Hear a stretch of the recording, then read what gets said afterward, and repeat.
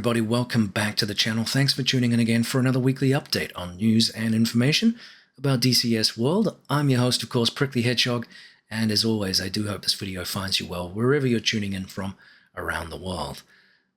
Well, it's here, the Mosquito. After many months of waiting and one cancelled order, if you like, by Nick Gray, who was unsatisfied with the exterior model that was originally produced for the aircraft, we now have it available for pre-order. We're going to come back to this topic here, but what I'm looking at, my early impressions from the exterior model and all the rest of it, I think Nick Gray probably made the right call here. It was a bold decision, and sometimes that's what bosses have to do. I think if the video is anything to go by, and if these images that you are hopefully looking at are anything to go by, I think that was the correct call because it looks absolutely fabulous and represents what I've seen online of this aircraft and what I've grown up as a kid seeing this aircraft in videos, Mosquito Squadron, etc., etc. It's absolutely gorgeous and a beautiful recreation of one of the Second World War's most iconic aircraft, and they've done a nice job. Now, all we're waiting for is the ability to get inside, start her up, and listen to those Merlin engines for the first time, and take her out on the runway and try to get her off without ending up on out in the rhubarb somewhere, or crash in a field and on fire, which isn't a good way to start your Mosquito career. Challenging aircraft to fly, I understand, so it's going to be interesting to see how they've recreated all of those little technical pieces that make this aircraft so unique and cool. Before we get into this with a little bit more detail on what they had produced for us for the early access, there are some other things to talk about here, just some housekeeping. Now, we do have a changelog, and I'll end the video this week with that changelog. It was a fairly decent patch this week, so there's actually quite a few things to go through.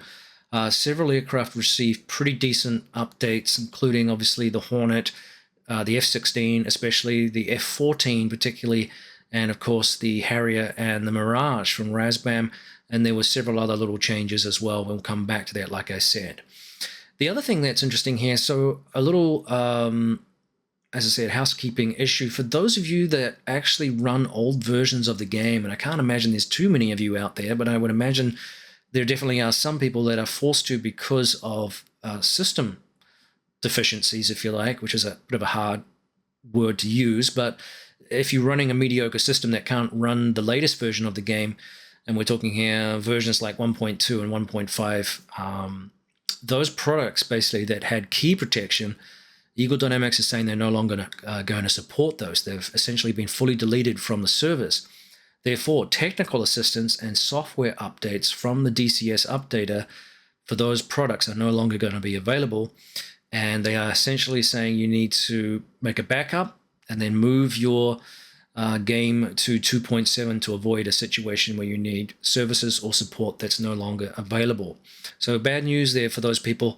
And like I said, I'm pretty sure that outside of some other maybe unique reasons, I would expect that some people are running those versions simply because their hardware isn't, up to par with the new version of the game. There's no question that flight sims like DCS World, certainly others as well, like Microsoft Flight Simulator, pretty resource heavy as well. It's always been a challenging hobby to get into, not just from the computer hardware requirements needed to play the game, but also from the interactive devices that you need to really enjoy the product. We're talking here head tracking software, VR, head tracking hardware, excuse me, and of course the input controls, joysticks, HOTAS, pedals, etc., etc. The list goes on. People have upfront controllers and MFDs. There's a swag of stuff that's out there now, which is actually kind of cool to have all these products. It can range from what most of us have, which is probably just a HOTAS system and pedals attached to a desk, and then of course you can get right into the full cockpits that people build as well, sim pits, recreating a real kind of flight experience using VR and all the rest of it. So it can be an expensive hobby, there's no question about that. It's a fun one, but again, it's a wallet emptying one as well. So that's bad news. Of course, if you are in that position, I do sympathize. But yeah, it's time to upgrade and stick with 2.7. And really, the game is gorgeous right now. So there's a lot of incentive to do that if you can afford it. So, like I said, we'll come back to the changelog. Let's get back to this beautiful Mosquito.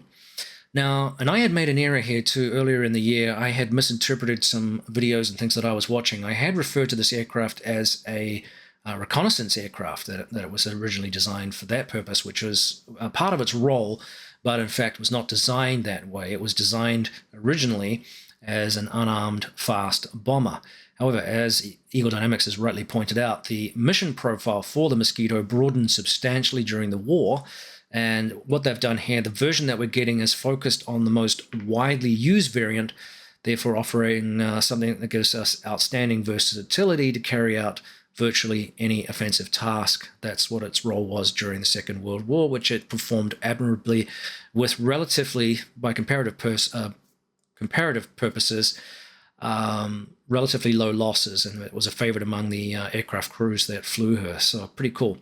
So therefore, many consider this as one of the most extraordinary aircraft of the war, and the genius design truly is a wonder in every respect. So check out that trailer too, and I'll put a link to that in the description below so you can check that out if you haven't already done so. Now, they're telling us here that the development of the Mosquito is going pretty smoothly. They're adding the finishing touches to the external model and implementing the World War II damage model, which is exciting. They've updated the list of early access features here that they're going to be giving us, and additions will be added in the fall. So I would imagine we're going to get this aircraft fairly soon. So that's exciting. Stay tuned. I can't wait, like you, to start her up. Even from a nostalgia fact, this is a neat piece of equipment in the game. All right, so what are they giving us in the early access version then? So we're going to have a highly detailed and accurate external 3D model, which we can see, which is cool. 6 degree of freedom, fully clickable cockpit with the latest visual effects. Neat. Flight dynamics based on official reports and, of course, their own safety research, and, of course, some pilot feedback, which is also exciting. Detailed fuel system and optional external tanks, authentic electrical system, complete hydraulic and pneumatic system. I believe this is similar to the Hind, actually, where it uses a pneumatic braking system. And there's a certain amount of air that you have to use, if I remember rightly, based on some videos that I've seen. Correct me if I'm wrong there. We have propeller feathering, which is neat. And, of course, we have the radio transmitter and receiver units and an internal structure-based damage model, and, of course, most of the famous historical skins. It's going to be armed with the following: 4 British Browning 303 machine guns, 4 Hispano Mark II 20mm cannons, 250-pound and 500-pound bombs in the bomb bay and under each wing. So, again, it's 30% off right now. Gather your Mosquito while you may. The discount obviously won't last forever, and at around 42 US bucks. It's not a cheap aircraft by any stretch of the imagination, but well within the price range of many of our other aircraft here too, and I think it's well worth supporting Eagle Dynamics in the work that they've done on this game, if you are able to and are willing to and are looking forward to flying this aircraft, which again I know a lot of you are, and I'm one of those. I think it's beautiful. I think it's a wonderful rendition of this beautiful and famous aircraft, and there's going to be some unique flying characteristics because I believe it's the only dual engine prop plane that we have, and that's going to lend itself to some interesting flight behavior, which on its own is enjoyable sometimes, especially with how beautiful DCS is right now. So I can't wait to get up there and among the clouds in this neat aircraft and just take it for a spin, because it's got so much history and so much cool pedigree. Gosh, I have trouble saying that right now. I'm a little dehydrated. I worked out and I haven't had enough water post-workout. All right, so apologies for that. We'll move on to the last bit of the topic. They did say here too in the opening blurb here, the model it's multi-crew capable, and of course it does represent, as I've already said, a grand addition to the World War II lineup. And the model was actually built from original drawings kindly made available by the Smithsonian Institute, Washington, D.C., and de Havilland, Support Limited Duxford, to whom they are very grateful to. So, like I've already said, they're looking forward to seeing the iconic aircraft in the air very soon, which we will do. And of course, once people get their hands on it, this is going to provide Eagle Dynamics with a lot of feedback about the aircraft's behavior characteristics and any bugs and all that kind of stuff. So it's going to be, a fun time to see this aircraft in the game. All right, let's move then to the changelog, which I said was pretty big. I'm not going to go through everything, but I'm going to pick out some highlights here that I think are worth mentioning. So we're going to talk about, just some bits and pieces. I'm not going to loiter too much here in this area because it's really just a series of lists.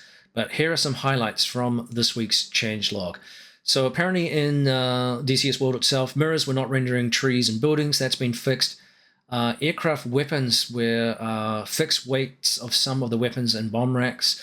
Those have been rectified. For VR folks, here's an interesting one. Trees and some objects rendered in the left eye before the right, and therefore it created a shimmering effect. That's been fixed.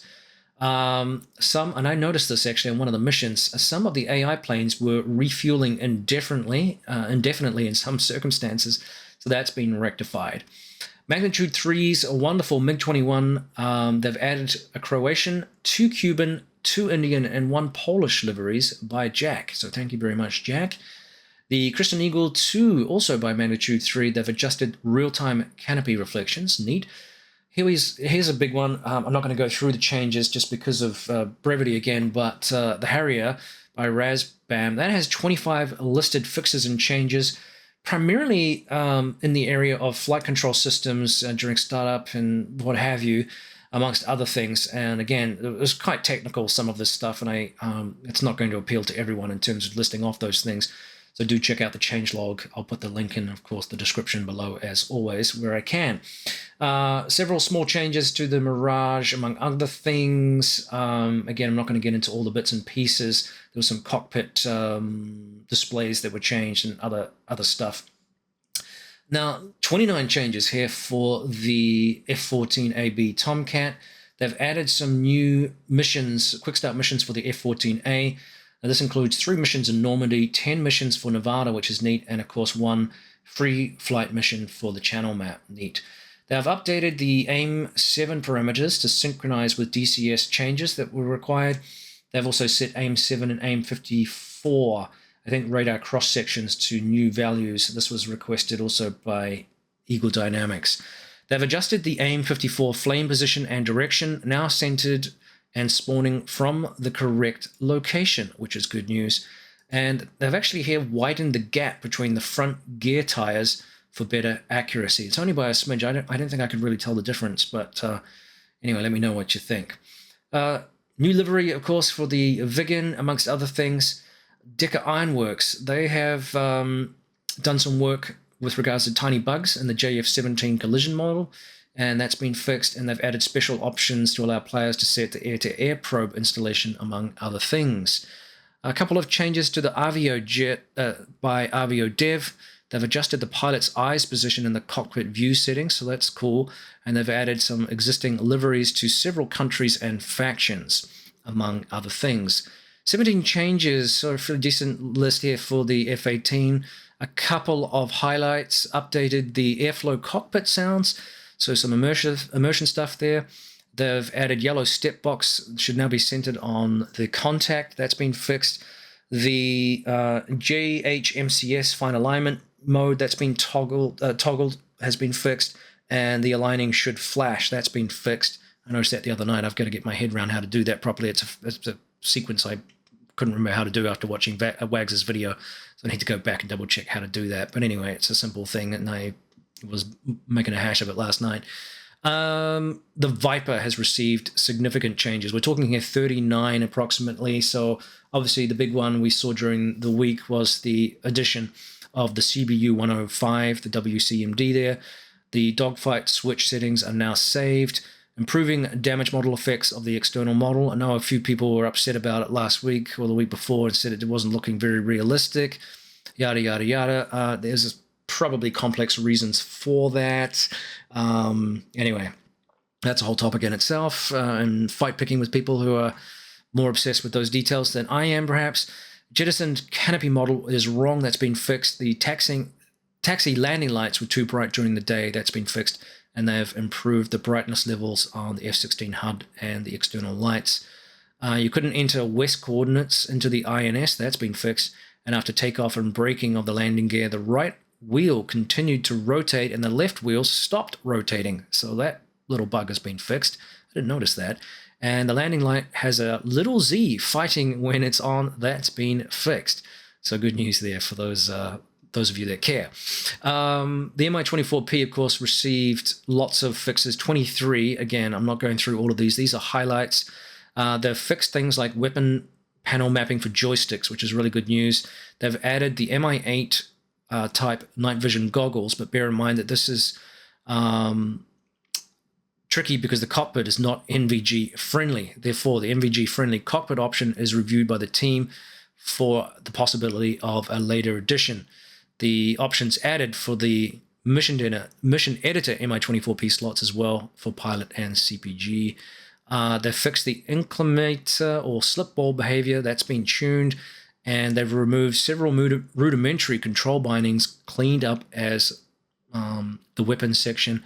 They've fixed the auto start sequence, which has been fine-tuned. And good news, earlier this week, I saw that the Chuck's Guide is now available for the Mi-24P Hind, which I haven't downloaded yet, but I'm sure a lot of you will be happy about that.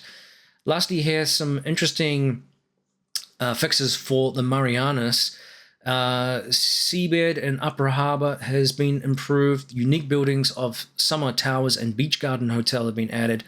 Rota Airport texture looks different from the area around it. That's been fixed. They've fixed an issue with the Trans World Radio Guam LOD. Many fixes with bad looking terrains close to roads. So there's some fixes there. I think I noticed a little bit of a reduction in performance. It could have been my imagination when I was flying the F-18 the other night. So testing some of this stuff out and looking around. But anyway, tree at the end of Oroti Field is removed. It's a bad place for a tree to be. And some sport fields apparently are not flat. So that's been fixed. That's good. Improvements to underwater textures close to the shore. And then new quick start missions for the UH-1 have been added. So the Whirlybird pilots will be happy. Now, some interesting news here too. Reflected Simulations pointed out that the flak and the AAA volumes needed to be adjusted. They were a little bit lethal after changes to those weapons in the game. So due to that, the missions were exceedingly deadly, and he's actually reduced some of the flak in the game. Obviously, it took him some time to do that right through a wide variety of his campaign. So that was really cool news. Razbam threw up a teaser here of the F-15 sort of upfront controller portion of the cockpit.